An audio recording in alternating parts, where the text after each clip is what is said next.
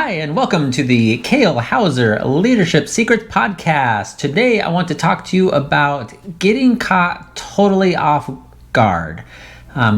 Getting caught completely flat-footed in a situation you did not anticipate, it didn't even cross your mind, or any way you could have been prepared for it. And share a little story of what happened to me when that happened.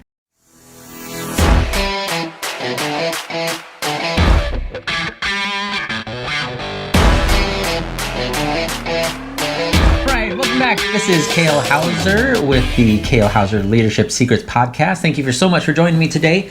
I wanted to take a second to talk real quickly about a situation where I was caught so flat-footed, I was caught so off guard by something that my commander at the time, so I was in the Air Force with as an MQ-9 pilot with Air Force Special Operations Command, and we were doing this exercise. And it was just on base, but it was something that we had set up, for a mock deployment and all these things.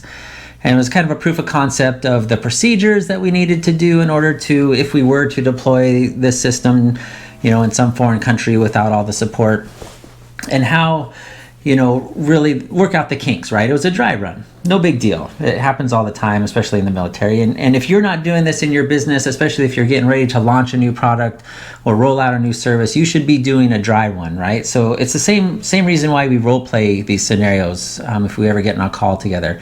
It's because you don't want to practice on your customers. You don't want to go through that learning process when it really counts and money is on the line.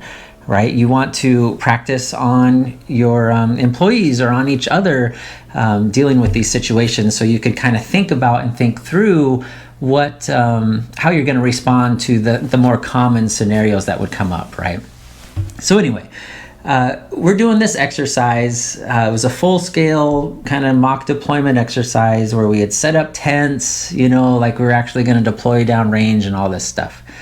And I was kind of in charge of it. So at the time I was a major, kind of middle level, and I was kind of in charge of it, but not really, because our commander at the time was not the type to give up command easily, even though I was on paper in charge. But we'd gone through the whole afternoon doing our thing and doing our proof of concepts and learning our lessons and writing down things and how we need to tweak and change. No big deal. And it came down, it was starting to get evening, and it was, I don't remember if it was exactly winter, but it was definitely cooler at night. And again, this is in New Mexico, so it gets cold there. And part of this is, if we were to deploy, we'd be sleeping in tents and things, right? Because you're deployed and you don't have all the infrastructure set up. And our commander at the time, my commander, comes to me and says, "All right, Kale, we need to set up to have everyone here sleep overnight out in the tents tonight as part of this exercise." And I remember this so vividly and specifically, looking at him, and I was looking up because I'm not a tall man, I'm 5'6", and he was taller than me. So I remember looking up and just having that deer in the headlights, what is happening right now kind of a scenario that I had no idea how to respond to, other than danger, danger, danger. Like those senses and lights and sirens are going off in your head, and like, oh no, this is gonna suck. Like this, he really wants to do this. Nobody's prepared for this. Nobody had thought about doing this. It wasn't part of the original plan that we had talked about doing. So people knew to bring, toothbrushes and change of underwear and all those things. Other than, I could not get past of what is happening right now, and I don't know how to respond to this, because it wasn't even in my realm of possibility in my thinking, right? And it caught me so off guard. I was so ill prepared to handle it and handle this handle this request from our commander. It was really, not that it was illogical, but it was completely unnecessary, right? It wasn't part of our proof of concept at the time. It didn't have anything to do with what we were trying to accomplish for this exercise in this stage of it, right? That was for kind of later exercises. We were incrementally doing this. And I remember so specifically as my brain went into that kind of that slow down mode, and your molasses in winter on a paper plate, right? And I remember staring there, time slowed down, and I'm sitting there trying to think, or if you've ever seen the movie The Christmas Story with Ralphie and the BB gun, he's talking to Santa, Santa, how would you like a nice football, right? And Ralphie goes, yeah, football. And then he sits there as he's getting pushed down the slide. He goes, wake up, stupid, wake up. And that was me, like my brain trying to scream at me, like, wake up, stupid. You're about to have to spend the night out here in the freezing cold on these cots in this tent for no reason whatsoever other than to like, ooh, yeah, special operations, right? And then out of nowhere, because I had lost all visual acuity around me, like my vision went right, almost tunnel vision, this beautiful, amazing, sweet voice out of nowhere from next to me, who I'd honestly completely forgotten was standing next to me, one of my good friends and coworkers, and somebody in the squadron that really has that leadership quality about him, right? He understands people, he understands how they relate and how, interpersonal communication, and all those things. He goes, well, sir, and speaking to our commander, and I'm sitting there, I'm sure I probably had drool coming out one side of my face because I had lost, or like people probably thought I was about like having a stroke or something. He goes, sir, the sleeping bags that we had purchased for this, remember, they aren't rated to go cold enough of whatever the temperature was supposed to be that night. So we don't have the right equipment to be able to do that tonight. And essentially, because we're air crew and stuff, we had certain requirements. We had to get, so much amount of sleep. And essentially it was alluding to nobody would get any sleep tonight because we'd all be freezing, sleeping out here in these really thin summer weight sleeping bags. And it would be dangerous for us to try to fly the next day, right? We're basically creating unsafe environments with fatigued pilots and fatigued crews for no reason whatsoever, right? It was not part of our proof of concept plan.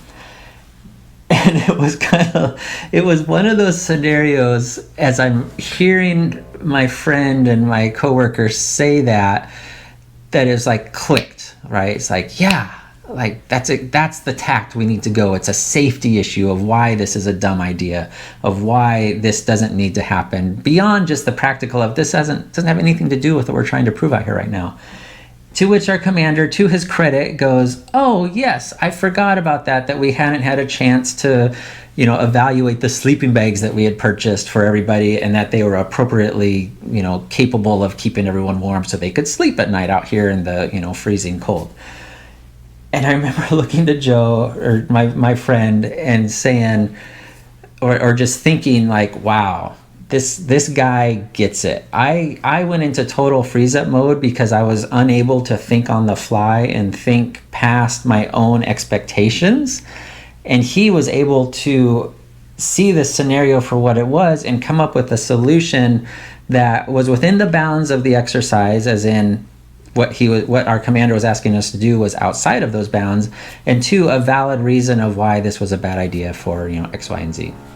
So I tell you this story, one, to kind of recognize that we all freeze up at moments, right? There are very few of us, although my buddy could be the exception, that at any given time he's got an answer for things and he's ready to go because he's just that quick of a thinker. But that's generally not the case for most people, and certainly not me. But this was a funny story where disaster was almost averted, and I even went to him later and said, thank you so much. Like I essentially confessed, like I completely failed in that scenario. I felt like I was on this train track that was heading towards a cliff, and I couldn't get us off of this cliff. We were all doomed because of the whims of our commander at the time. And I told, I professed, and even, we had talked about it a couple times after that of like, yeah, it was essentially him that saved all of us from having to freeze to death out there on this exercise in these tiny summer weight sleeping bags. But I share this to you just so you understand that having the right people around you is way more important than you having all the answers. Okay? Let me say that again so it sinks in. Having the right people around you is way more important than you having all the answers. In this scenario, I did not have the answer. My brain shut down like a baked potato on the freeway, right? It doesn't even make sense, but go with me here, right? My brain completely shut down. But in that moment, I had the right people around me that was on board with what we were doing, understood the requirements of what needed to happen, understood that we had already met all those requirements, and also understood that what was being asked was way outside of the scope of what we were doing, and potentially, dangerous if we proceeded to go through with it and it went to worst case scenario, right? And that person was able to really encapsulate somebody that you want on your team that complements you, right? You're able to, and it wasn't even that I specifically went ahead of time and said, well, if you ever see that I've completely locked up and completely failed and our commander has me at a complete loss of words, I really need you to step in and take over and be the voice of reason for me, right? We didn't have that conversation. It was more of a natural relationship of understanding how we complement each other, okay? And I won't even say that was purposeful, because in the military, you don't necessarily get to choose who you have on your team, right? To a degree. In other degrees, you do. In this scenario, it was kind of all of us working together. But how that relates to you in your business, if you are a business owner, is you get to choose who you have on your team.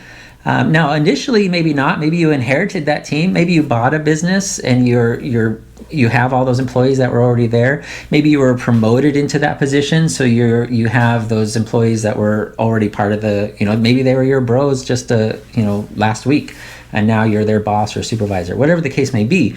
But no matter what, you still get to choose who you have on your team and who you choose to supplement your areas of weaknesses, whether they're recognized or unrecognized. But I would strongly encourage you to go through an exercise of how do you recognize your own weaknesses. And that's as simple as maybe you just sitting down with a notepad and going, I suck at, just fill out 5 things. Like, I am no good at da-da-da-da-da, or I very much dislike doing da-da-da-da-da-da, right? It could be bookkeeping. I hate doing my books. I hate putting in receipts. Well, guess what?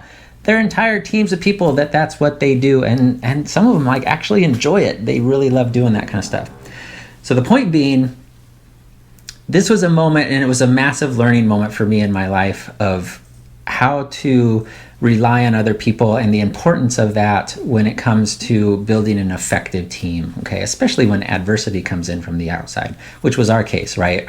Our commander was the adversity coming in from the outside that we all needed to band together to kind of combat the whimsical nature of that. So I hope you understand the point I'm trying to make, and really start thinking through, 1, what are your limitations and weaknesses that that are knowns to you? 2, how do you identify more of them?